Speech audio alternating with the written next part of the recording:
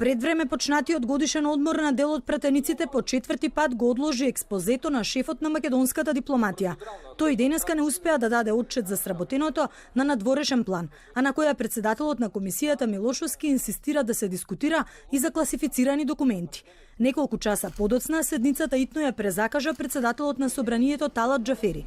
Во собраниското соопштение беше најавен дневниот ред во кој не беше ставена точка за експозето, туку представување на платформата за дипломатските активности на повеќе македонски амбасадори. Од кабинетот на Џафери појаснуваа дека според член 120 од деловникот за работа на собранието е предвидено: ако председателот на работното тело не свика седница кога е должен тоа да го стори, седницата ја свикува председателот на собранието. Упад во надлежностите и силување на демократијата, реагираше пратеникот на ВМРО ДПМН и председател на матичната комисија Антонио Милошовски.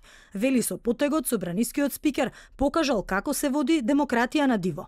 Ова беззаконие денес создава опасни преседани за владењето на правото во Македонија утре. СДСМ зборува за европски норми и стандарди, а ги погазува законите на секое поле. Граѓаните со право се загрижени дека собранието стана најголемиот прекршувач на законите. Зборувајте ми за демократија, закони и владење на правото. Бойкотирам.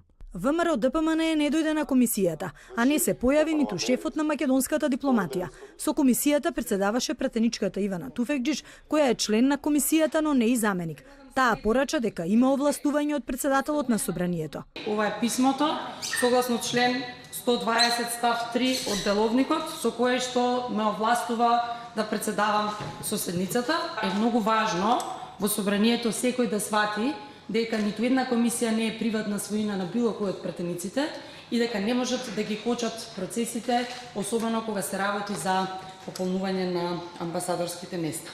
Комисијата за надворешни работи речиси 2 недели ја бранува јавноста, поради намерата на Милошовски на неа да се расправа за класифицирани документи од преговорите за името, кои тој ги добил од кабинетот на Иванов, иако сертификатот му бил истечен.